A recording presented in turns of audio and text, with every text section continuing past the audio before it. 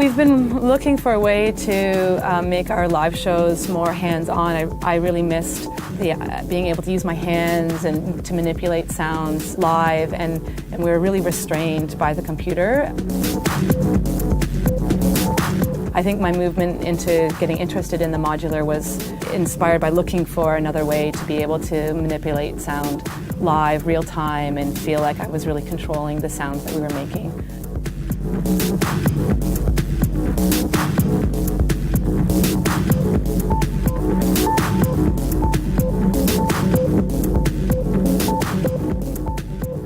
I definitely think that people are looking for something more authentic outside of the virtual world. That's in part how I got into it as well too, just being frustrated by being in front of a computer screen and finding that really unsatisfying. And I'm a very hands-on, tactile person, and to feel stuck at the computer, even with a controller to operate it, it feels really limiting, and I wanted something that was a bit more raw to use and had different possibilities for the sound, the range in the sound as well too. The idea of being able to start with one completely simple sound like the oscillator and to change everything about it with your by hand, and you can manipulate everything. Like with the modular, you have all the separate units which control every aspect of the sound, and none of it's predetermined. You control everything with the sound, and I really like that idea of being able to create it from the ground up and create something completely different that you weren't going to get from running it through, say, a series of pedals. I have found no limitations so far with the modular. What I'm doing with it is rhythmic patterns that are created through the movement of the sounds through the modular. So it creates something that'll spark a new idea for a track or a rhythm, and working through a drone that changes as it goes on, so I can manipulate it. So I like that aspect of the system that I have. When she started getting into the modular systems, that was sort of a breath of fresh air.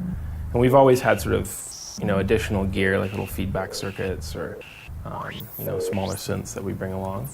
But adding that to the studio and adding it to the live show has been really good, and bringing back that kind of physical element. When I bought the modular, the idea was I want to have this to play with live, so I sort of set out in my mind, okay, I'm prepared, I have to be prepared to take this thing with me, and so kind of building a case that was going to be suitable to take on flights and be prepared to maybe lose a couple of modules. There's a certain tendency when you are using the computer to make everything perfect.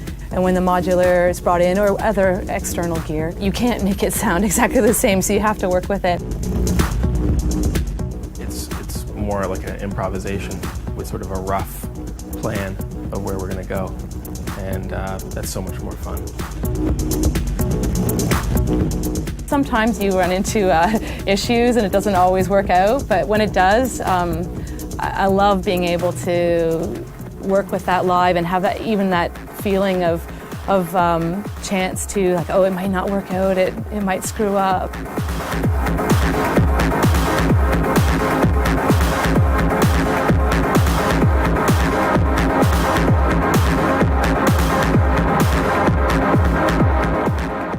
People appreciate when we do a live show. I think we have a number of people that come up and they really appreciate the fact there's some risk involved with it, and they like that, and they like to be able to see someone manipulating something on stage as well too.